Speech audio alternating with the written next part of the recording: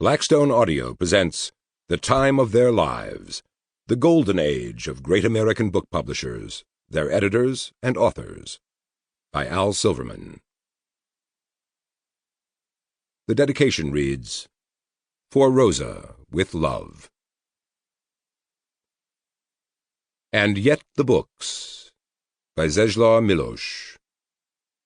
And yet the books will be there on the shelves, separate beings, that appeared once still wet as shining chestnuts under a tree in autumn, and, touched, coddled, began to live, in spite of fires on the horizon, castles blown up, tribes on the march, planets in motion. We are, they said, even as their pages were being torn out, or a buzzing flame licked away their letters, so much more durable than we are, whose frail warmth cools down with memory, disperses, perishes. I imagine the earth when I am no more. Nothing happens, no loss. It's still a strange pageant, women's dresses, dewy lilacs, a song in the valley.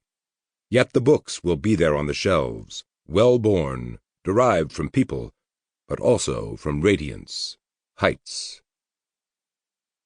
Translated from the Polish by Czesław Miłosz and Robert Haas. Introduction.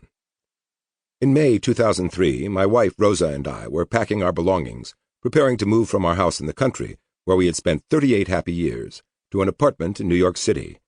The new owner, we insisted, would have to give us 6 months to properly deal with, well, a lifetime of memories.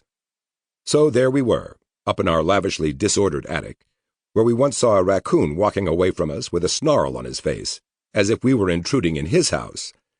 Old scraps of paper kept falling out of mildewed paper bags that had been in our attic for years and years. One fragment that I had long forgotten about fluttered to my feet. It was a Kirkus review of an anthology I had assembled from pieces plucked out of the Book of the Month Club news over the years. The book was published by Little Brown in 1986, at the time of the club's 60th anniversary. Reading that review, it was a favorable one. I thought, gee, am I having an epiphany?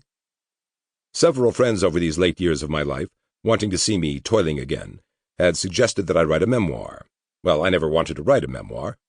Too many people are writing memoirs, especially now that they can get their book, even if they only want a single copy, printed in 3 minutes on Jason Epstein's espresso book machine. There's more about Jason and his espresso in Chapter 10 on Random House.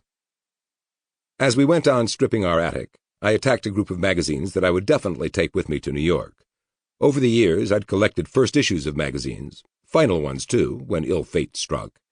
I found myself holding an oversized first edition as gently as I could. Sample complete. Ready to continue?